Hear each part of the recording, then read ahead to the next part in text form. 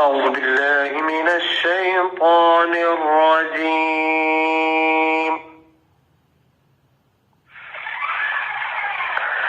بسم الله الرحمن الرحيم.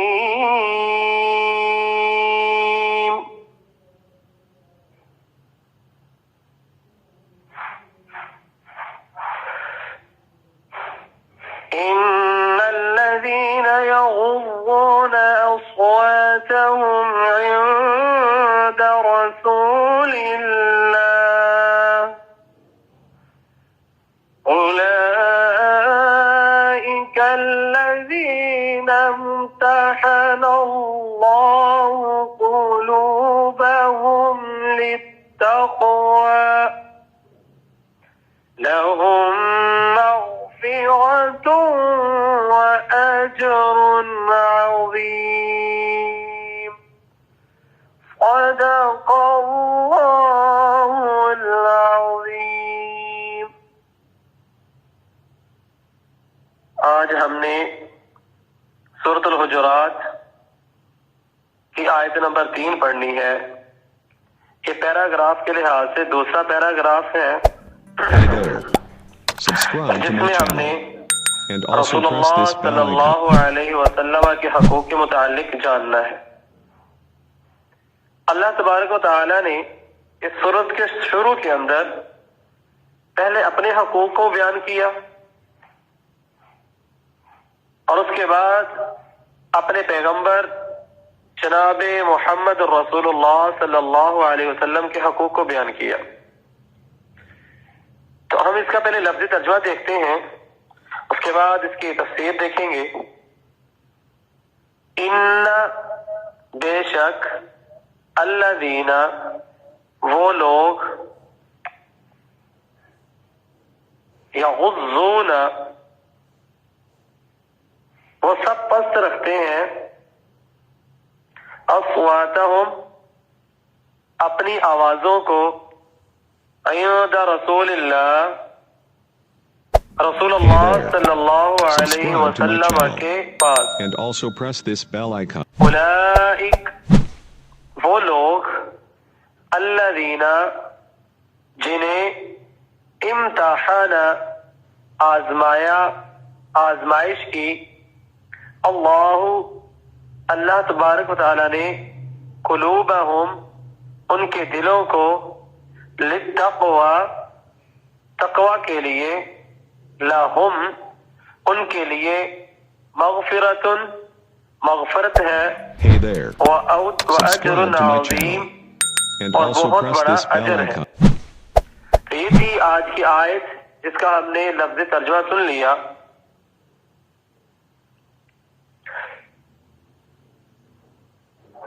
تو اب ہم اس کی تفسیر کی طرف آتے ہیں.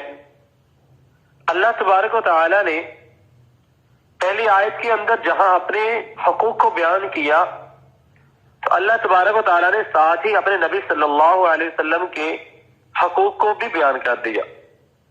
یاد رکھیں قرآن مجید میں جہاں بھی اللہ تبارک و تعالی کا ذکر آئے گا تو ساتھ ہی نبی صلی اللہ علیہ وسلم کا تذکرہ بھی ضرور ہوگا. اللہ تبارک و تعالی نے قرآن مجید کے اندر سورۃ الم نشرح کے اندر کیا فرمایا؟ وَرَفَعْنَا لَكَ ذِكْرَكَ اے نبی ہم نے تمہارا ذکر بلند کر دیا. تو یہی وہ شکل ہے کہ جہاں کہیں بھی آپ کو اللہ تبارک و تعالی کا تذکرہ ملے گا تو ساتھ ہی نبی آخر الزمان حضرت محمد مصطفیٰ صلی اللہ علیہ وسلم کا تذکرہ بھی سننے کو ملے گا. تو پہلی اس سے پچھلی آیت یعنی مراد آیت نمبر 2 کے اندر ہم نے جو ترجمہ پڑھا تھا جو سنا تھا کہ اپنی آوازوں کو نبی صلی اللہ علیہ وسلم کی موجودگی میں نبی صلی اللہ علیہ وسلم کے سامنے پست رکھیں، جو ہے اونچا نہ کریں. اور ساتھ ہی دوسری آیت میں اللہ تبارک و تعالی نے آوازوں کو پست رکھنے کا بھی حکم نازل کر دیا. دیکھیں اللہ تبارک و تعالی نے فرمایا کہ جو لوگ اپنی آوازوں کو نبی صلی اللہ علیہ وسلم کے سامنے پست رکھتے ہیں یہی وہ لوگ ہیں کہ جن کے دلوں کو اللہ تبارک و تعالی نے تقوی کے لیے آزمایا۔ اب سب سے پہلے ہمیں پتہ ہونا چاہیے کہ خواہشات کا مرکز و منبع کیا چیز ہے، خواہشات کہاں سے پھوٹتی ہیں؟ تو خواہشات کا مرکز و منبع جو ہے وہ انسانی دل ہوا کرتا ہے۔ اور اس کے بعد تقوی کسے کہتے ہیں، تقوی کی تعریف کیا ہے؟ حضرت ابی بن کعب رضی اللہ تعالی عنہ نے حضرت عمر فاروق رضی اللہ تعالی عنہ سے دریافت کیا، پوچھا کہ تقوی کی تعریف کیا ہے؟ تو حضرت عمر رضی اللہ تعالی عنہ کہنے لگے کہ آپ میں سے کوئی شخص جب کسی ایسی پک ڈنڈی پہ چلے کہ جس کے دونوں اطراف کے اندر، دونوں اطراف میں خاردار جھاڑیاں ہوں، کانٹے والی جھاڑیاں ہوں، Hey there. تو انسان Subscribe to my جیسے channel وہاں سے and also press this bell icon. اپنے کپڑوں کو سمیٹ کر نکلتا ہے، اپنے کپڑوں کو سمیٹ کر گزرتا ہے، اپنے آپ کو جو ہے ان خاردار جھاڑیوں سے بچا کر نکلتا ہے، اسی طرح دنیا میں رہتے ہوئے انسان اپنی زندگی گزارتا ہے۔ انسان کے دائیں بائیں جو ہے وہ آزمائش، تکالیف ہے، انسان کے دائیں بائیں جو ہے برائیاں ہیں، گناہ ہے۔ تو انسان دنیا میں رہتے ہوئے اپنے آپ کو اس طرح، جس طرح کہ وہ پک ڈنڈی پہ چلتے ہوئے اپنے کپڑوں کو سمیٹ کر گزرتا ہے کہ کہیں کانٹا نہ لگ جائے، کہیں میرا کپڑا پھٹ نہ جائے، کہیں کپڑا میرا جو ہے وہ خراب نہ ہو جائے، اسی طرح انسان اپنی زندگی کو دنیاوی لرزشوں میں، دنیاوی جو ہے خواہشات سے بچاتے ہوئے اپنی زندگی کو اللہ کی راہ کے اوپر نبی صلی اللہ علیہ وسلم کے بتلائے ہوئے دین کے مطابق گزارتا ہے۔ اس کا نام تقوی ہے۔ اور اس کے بعد اللہ تبارک و تعالیٰ نے ایسے لوگوں کے لیے ایک بہت بڑا اجر بھی رکھا ہے، لَهُمْ مَغْفِرَةٌ وَأَجْرٌ عَظِيمٌ، کہ ان کے لیے بخشش اور بہت بڑا اجر ہے۔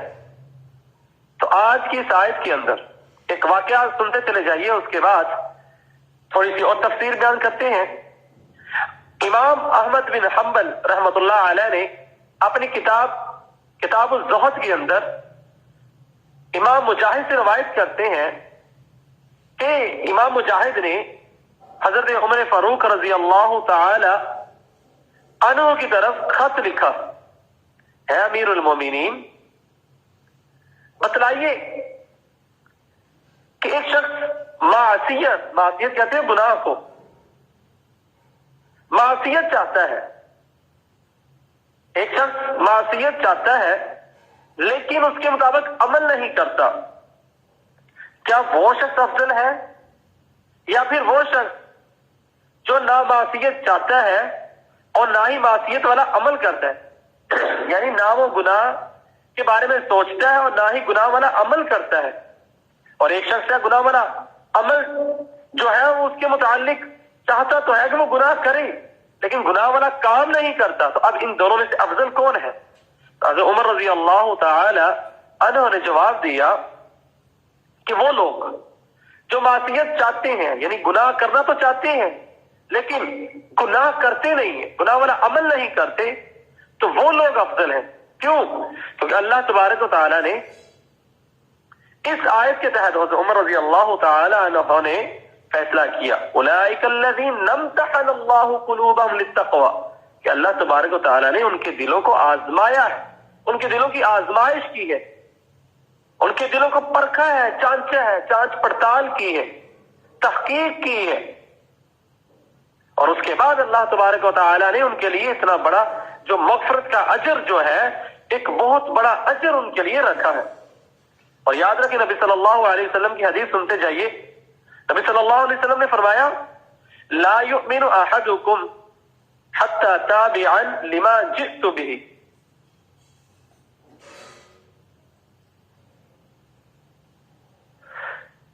لا یؤمن احدکم حتی تابعا ہواہ لما جئت به او کما قال رسول اللہ صلی اللہ علیہ وسلم، کہ نبی صلی اللہ علیہ وسلم نے فرمایا کہ تم میں سے کوئی شخص اس وقت تک کامل ترین ایمان والا نہیں ہو سکتا کہ جب تک وہ اپنی خواہشات کو میری لائی ہوئی تعلیم کے تابع نہ کر لے۔ تو یاد رکھیں یہ جو واقعہ آپ کے سامنے میں نے بیان کیا حضرت عمر رضی اللہ تعالی عنہ کا، اس کے اندر انسان جو معصیت چاہتا ہے لیکن اس کے مطابق عمل نہیں کرتا، انسان کا دل چاہتا ہے وہ گناہ کرے، لیکن اللہ تبارک و تعالیٰ کے ڈر کی وجہ سے، اللہ تبارک و تعالیٰ سے ڈرتے ہوئے وہ گناہ نہیں کرتا، ان کے لیے اللہ تعالیٰ نے مغفرت اور اتنا بڑا اجر رکھا ہوا ہے۔ اور آج کی اس آیت میں ہم نے کیا سمجھا ہے؟ آج کی اس آیت کے اندر ہم جہاں معاشرے کے اندر زندگی گزارتے ہیں، ہمارا تعلق ہمارے والدین کے ساتھ، ہمارے بہن بھائیوں کے ساتھ، ہمارے دیگر عزیز و اقارب کے ساتھ ہوتا ہے، ہمارے بڑوں کے ساتھ ہوتا ہے، انسان کو وہاں پہ اپنی آواز کو پست رکھنا چاہیے، ان کے ادب کو ملحوظ خاطر رکھتے ہوئے، ان کی عزت، وقار، مرتبے کو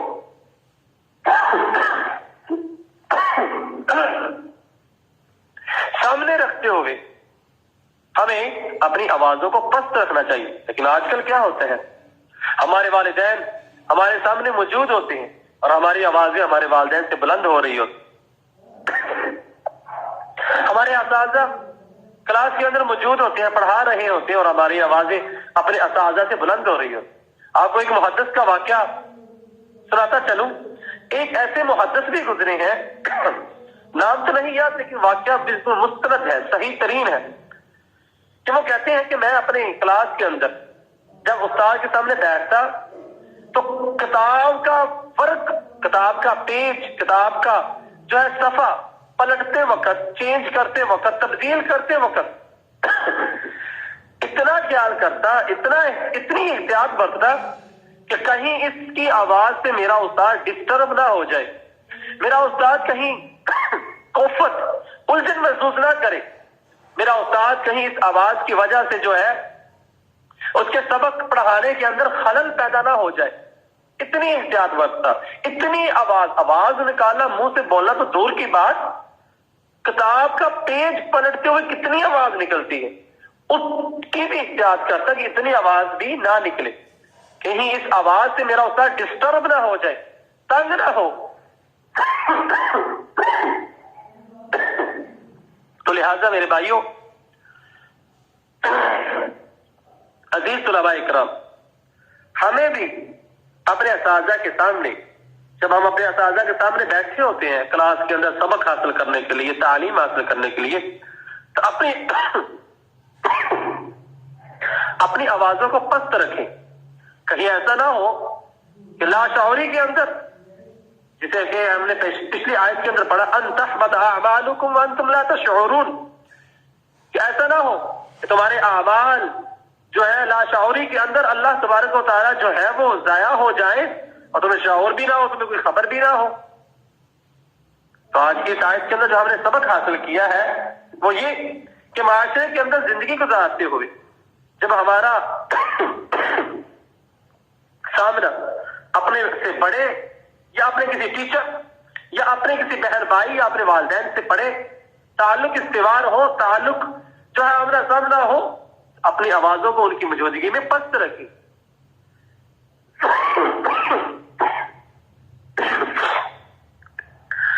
تو میں امید کرتا ہوں کہ میرے طلباء کرام کو یہ آیت کا مفہوم، تشریح سمجھ آ گئی ہوگی۔ تو اب ہم کلاس کے دوسرے حصے کی طرف جو کہ تجوید سے تعلق رکھتا ہے اس کی طرف چلتے ہیں، کیونکہ قرآن مجید کو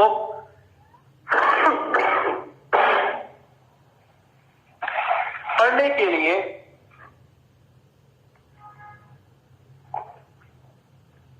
قرآن مجید کا علم حاصل کرنے کے لیے تجوید کا جاننا ضروری ہے۔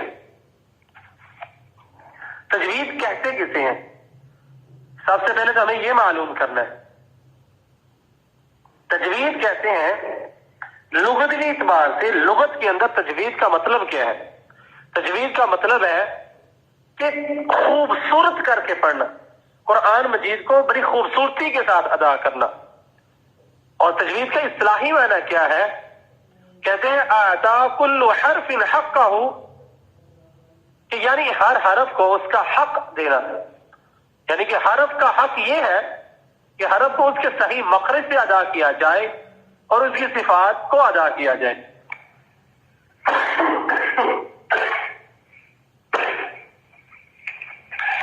اب ہمیں مخرج کا پتہ ہونا چاہیے. مخرج کسے کہتے ہیں؟ مخرج کہتے ہیں کسی چیز کے نکلنے کی جگہ. یعنی کہ حروف ہمارے منہ سے ادا ہوتے ہیں لیکن منہ کے اندر آواز کہیں نہ کہیں ٹکتی ہے. کبھی زبان دانتوں کے ساتھ لگ رہی ہوتی ہے, کبھی زبان جو ہے وہ اوپر تالوں کے ساتھ لگ رہی ہوتی ہے, کبھی زبان داڑوں کے ساتھ لگ رہی ہوتی ہے. تو اس کو کہتے ہیں مخرج, یعنی کہ جہاں پہ آواز ٹکتی ہے جا کر اس کو مخرج کہتے ہیں. معذرت جو ہے وہ گلے خراب ہونے کی وجہ سے کھانسی آ رہی ہے اور کلاس کے اندر ڈسٹربنس ہو رہی ہے, تو اس کے لیے میں اس تکلیف کے لیے معذرت چاہتا ہوں آپ طلباء سے. تو آپ دعا بھی کیجیے اللہ تعالیٰ مجھے صحت دے. تو ہم آتے ہیں تجوید کی اہمیت کی طرف.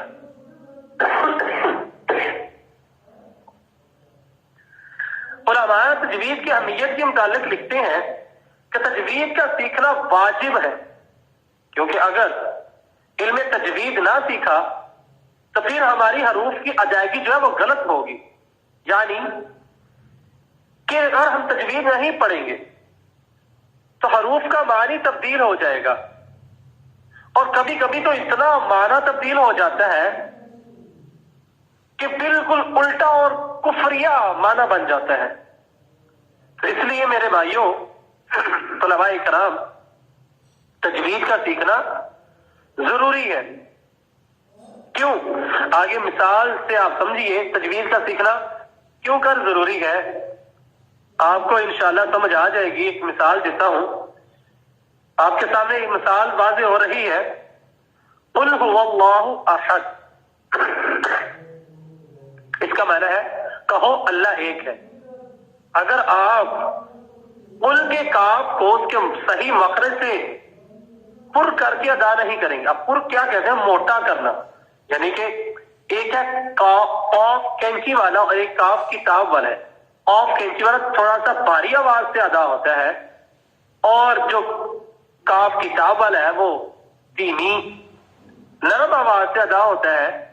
یعنی کہ موٹا جو قاف دو نقطوں والا ہے اس کو موٹا کر کے پڑھتے ہیں, اور اگر ہم اس کو کل کی بجائے کل پڑھیں گے تو وہ ہو جائے گا کل هو اللہ احد, جس کا مطلب ہوگا کھاؤ کہ اللہ ایک ہے. نعوذ باللہ. ترجمہ تو ہوا, کہہ دو کہ اللہ ایک ہے. اور اگر ہم قاف کی جگہ کاف پڑھیں گے تو اس کا مطلب کیا ہوگا؟ کل هو اللہ احد, کھاؤ کہ اللہ ایک ہے. اب دیکھیں چھوٹی سی غلطی ہے, دو نقطے والے قاف کی جگہ ہم نے کاف پڑھ دیا, کاف کتاب والا. لیکن یہ غلطی کیسے معلوم ہوگی؟ جب ہم تجوید کا علم حاصل کریں گے. اور آج ہم اس کے اندر کوئی رغبت ہی نہیں رکھتے, کوئی دلچسپی ہی نہیں رکھتے.